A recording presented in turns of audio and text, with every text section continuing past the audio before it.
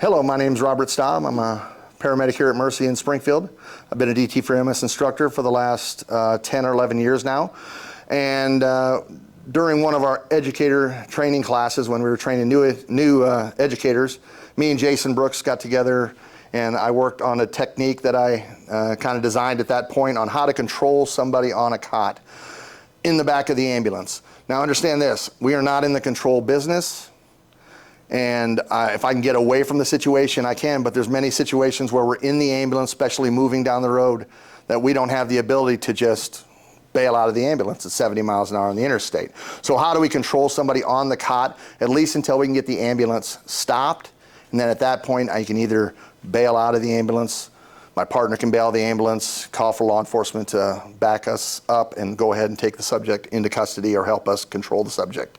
But in this case, I wanted to have a way of being able to do that. So it's a very, very easy concept. I'm going to use my partner here, Michael, who's going to be my patient today. And then I'm going to have this as my bench seat. Now, some ambulances don't have bench seats, so you have to kind of get in the best position to where you can see the subject. So a lot of times the captain's chair might be an option. The problem is I want to be able to see what my patient's doing or my subject's doing on the cot. So if I have the straps all on him and he starts fiddling with the straps,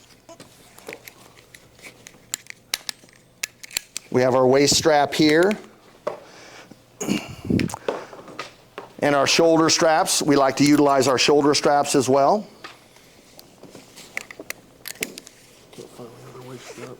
That's right. So if we have all these straps utilized, we're going to go ahead and if something were to happen, I like to sit if I'm on the bench seat where I can visually see the patient. Now if we have a sheet or a blanket, we want that on first and then the straps over top of that. But my general safest position is off this left shoulder up here. Right? Because if I'm sitting as far forward as I can on the bench seat, in those ambulances that have bench seats, and something were to happen, I only really have to focus on the one arm. He has the other arm way over there, and generally most population are right-handed. So the safest place is to be off this left shoulder versus over in the CPR seat if you happen to have one of those. So from here, what I want to focus on is if he were to bring his arm up and strike out or do something with his hand to try to attack me with it, go ahead. I can block it here, and what I want to do is control it. How do I control it? Right. From here, I'm using what's called underarm elbow control.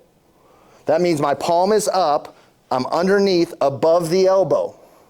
My elbow is close to my body. That makes this technique strong.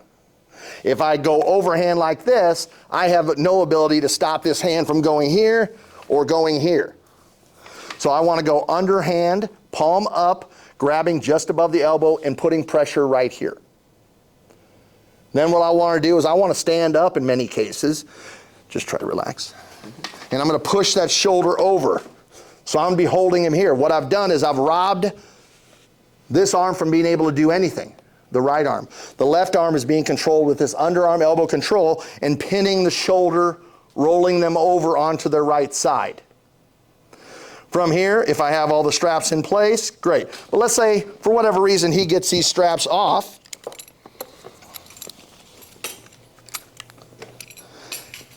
And even this last strap, I can still get in this position, and I can hold and control him, even with no straps on. Controlling him here.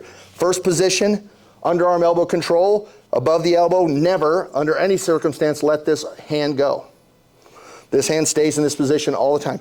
The right hand is up on the shoulder, pinning him over, holding him in this position. Now, I've had a few situations in training where the guy will sit up as he starts to fight, and he'll get this arm in there as I try to pin him over.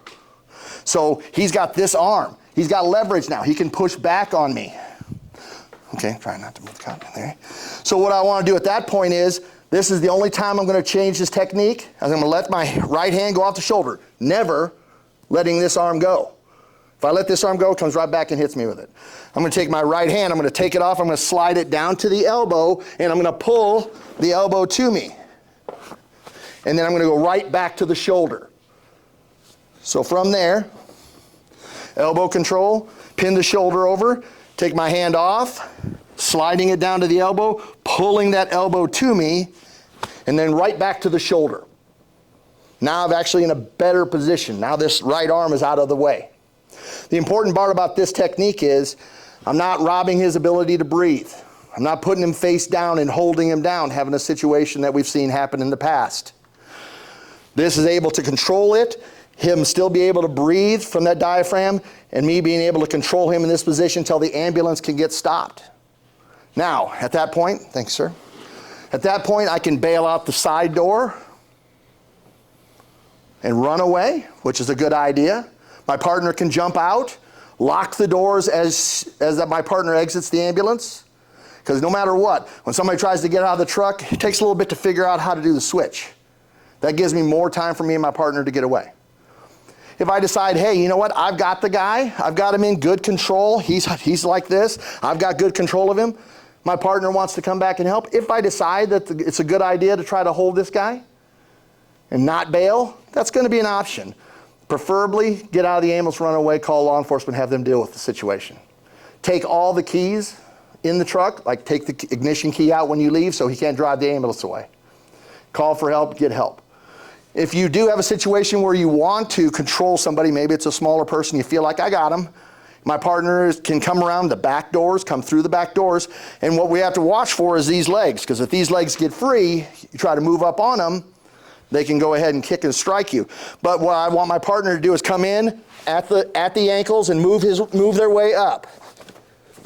Once they get on those above the knee, put your pressure there and hold them while I'm holding them in this position. If you can control an extremity by being above the joint, above the elbow or above the knee. If I put my pressure here, holding these legs down, he's not going to be able to lift his legs and fight back with his legs. Now, I've had success with this technique, teaching this technique to the smallest person in my class against the biggest person in the class. So it's not like, well, he's too big and strong. Once you get this position and you pin that shoulder over, you may have to really put your body into this to hold them, especially if they're a lot bigger than you are. But you'll be able to control them in this position.